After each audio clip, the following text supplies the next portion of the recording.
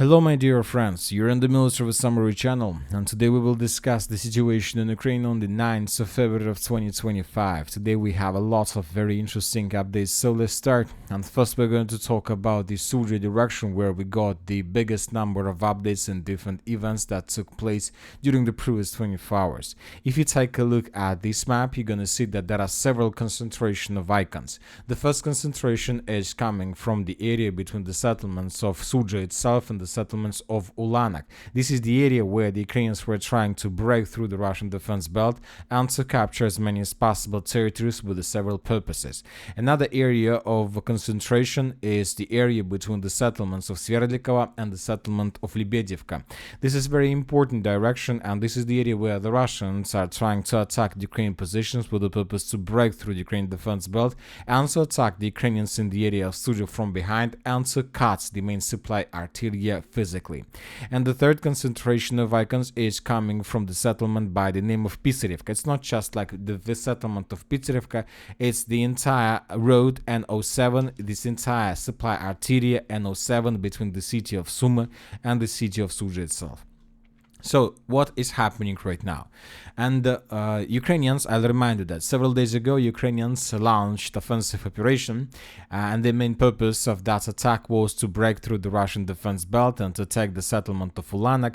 And now it's already 9th of February. This attack started 5 days ago, and we see that Ukrainians for the previous several days haven't managed to achieve more or less good results. Furthermore, the Ukrainians, as a result of this offensive operation, suffered significant losses. Today the Russian sources published the video, and in this video we can see how the Russians were flying among the main road of Ukrainian attack between the settlement of Kalmakov and Cherkasskaya Porechnya.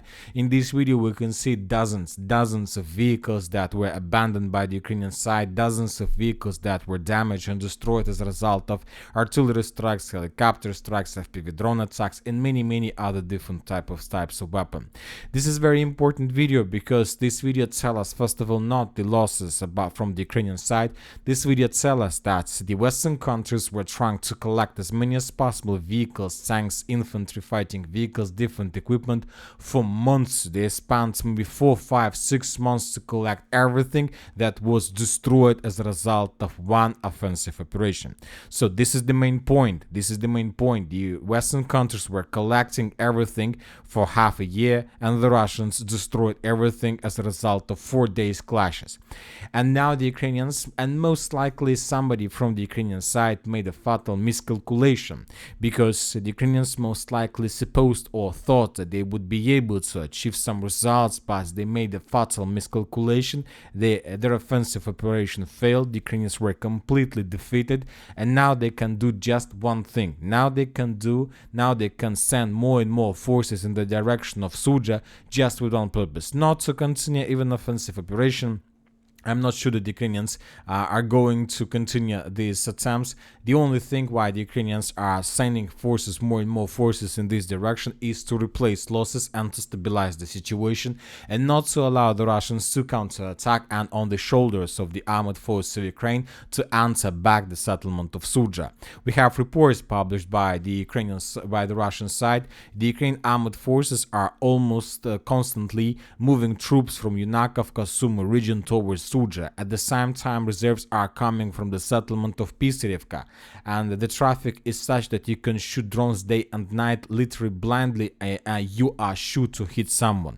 So this is the statement that was made by the Russian side, who has some connections on the ground. Maybe he's taking part in the battle for Sudzha or something like this, and he's saying that there is like endless convoy of endless traffic of the armored forces of Ukraine that is going from the settlement of Sumy to the settlement of Sudzha. And the main purpose of this traffic obviously is not to counterattack or to continue their offensive operation, because since the beginning of Ukraine's last attack they lost probably 100 of vehicles or something like this. The main purpose is to stabilize the situation, not just in the area of the settlement of Ulanak, but mainly to stabilize the situation on the northwestern flank between the settlements of Sverdlikovo and the settlement of Lebedivka. According to information we have, the Russians are about to begin their final assault operation in this area. Today we got lots of videos from the territory of the settlement. In this video we can see how the Russians basically were reducing till ruins the settlement of Lebedevka with the use of flamethrower systems, aviation bombs, different types of FAB.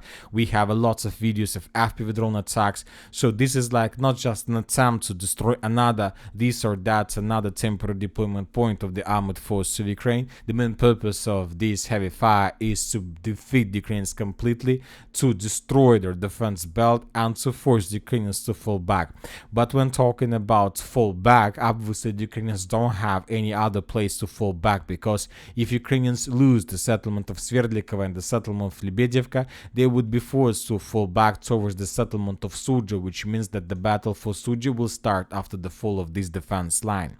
So, and telling the truth, most likely the Russians have already begun their decisive offensive operation, because during the previous several days we got lots of videos of how the Russians were trying to concentrate forces around these settlements, and how the Ukrainians, more precisely the units of the 47th Mechanized Brigade of the Armored Forces of Ukraine, were trying to attack and destroy those concentration of forces with different types of weapon, including cluster rounds.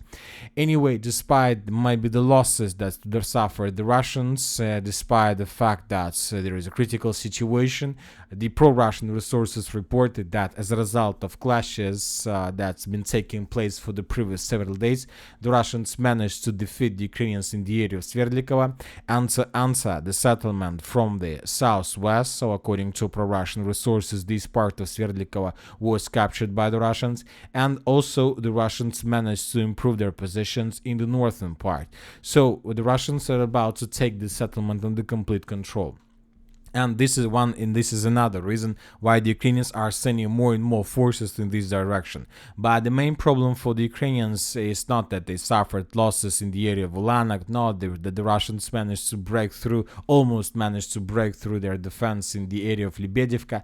The biggest problem is that the Russians have already established complete FPV drone control over the main supply road that goes along from the city of Sumy to the city of Sudzha. For example, today the Russian sources published probably dozens, maybe hundreds of episodes of how they were FPV droning and attacking Ukrainian vehicles that were moving along this death road. This is obviously death road, another cemetery for the Western weapon, and lots of episodes were geolocated. More episodes we haven't managed to geolocate, but we know for sure that they're coming exactly from this area.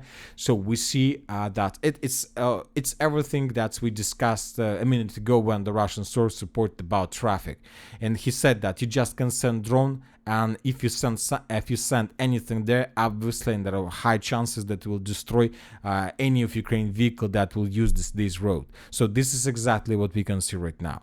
As for now, the Ukrainians suffering significant losses, and due to all these updates, we can make a conclusion that we are coming to the final phase of the battle for the city of Sudzha.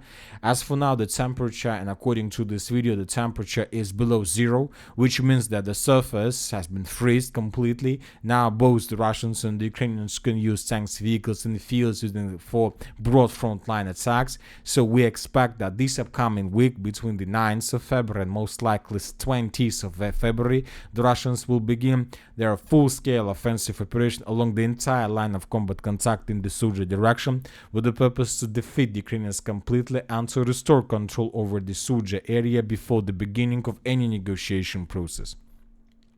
Now let's move further and let's discuss the situation in the northern Kupyansk direction, where the Russians continue their offensive operation. As for the previous 48-24 hours, I believe it's already, let's say, not correct to discuss the situation on the Ukrainian side of the river of Oskol as for another attempt from the Russian side to improve their positions, to increase their bridgehead. Obviously, this is already not the process to increase the bridgehead from the Russian side.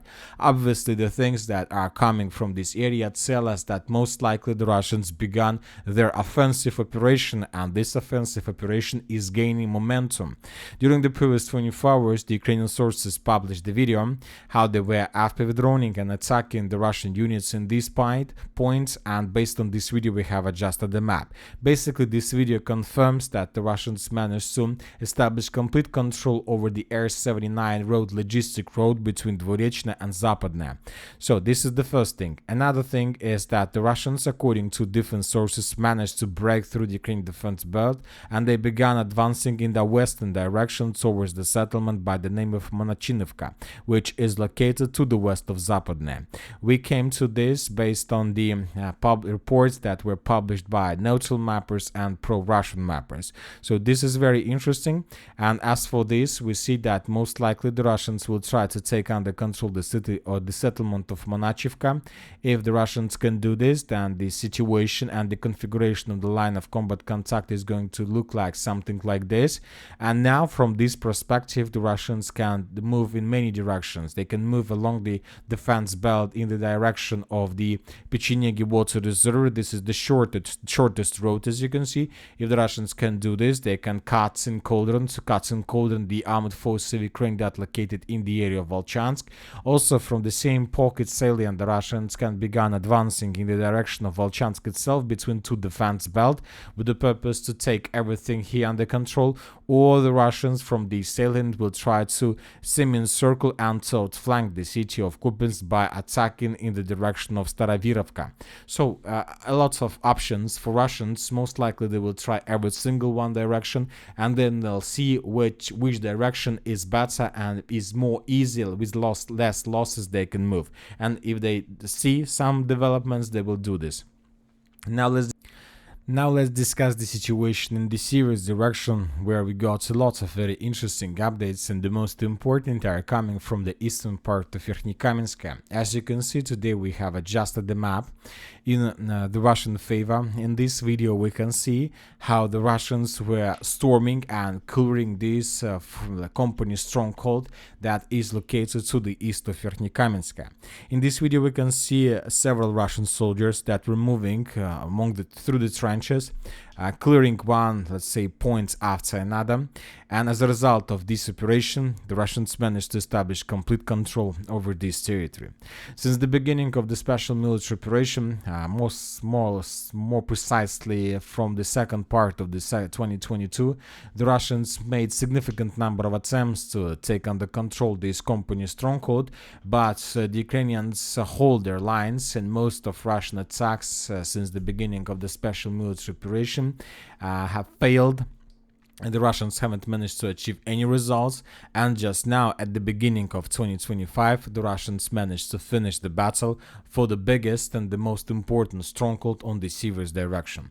I'll remind you that this happened right after the armored forces of Russian Federation managed to carry out successful offensive operation in the southeastern part of the settlement. This offensive operation took place several weeks ago, and then the Russians managed to change their focus and they concentrated their attention on this company Stronghold, and most likely the Stronghold was captured today as well.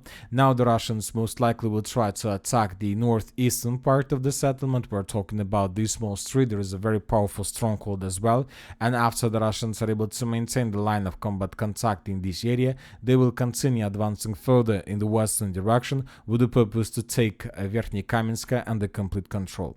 If Ukrainians lose control of Verkhnekamensk, this is going to be the beginning of the battle for the city of Siversk itself. And you know, as for the 2025, despite the fact and despite the rumors and talks about peace negotiations and many other things, most likely the Russians will continue their offensive operation, the special military operation itself, and most likely when talking about 2025, we will continue receiving updates from Sudzha, from Kursk, from Kupyansk, from the Pokrovsk, from Toretsk, from Konstantinovka.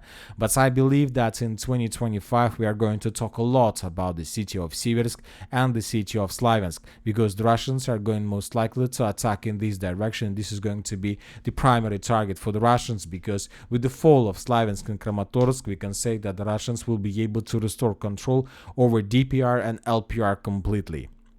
So this is the situation in this area. Now let's discuss the situation in the Slaviansk direction. Today, the Minister of Defense of Russian Federation reported that as a result of decisive offensive actions, the group of forces south managed to establish complete control over the settlement by the name of Orekhovo-Vasilievka.